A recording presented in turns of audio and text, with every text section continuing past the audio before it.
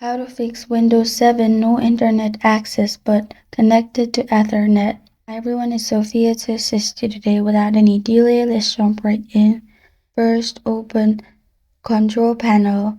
You'll find this kind of screen pop up. Click on large icon in View By. In here, you'll find Internet option. Click on Internet options. You'll find this kind of screen pop up. In here, simply click on Advanced on top. Below Restore Advanced Settings, you'll find Reset option. Simply click on Reset and reset it. After that, restart your device or refresh your device. The option is not available on my version. It will be available in your device. That's how to fix Windows 7 no internet access but connected to Ethernet. Thank you for joining me today. If this video helps you out, please leave a like and subscribe for more.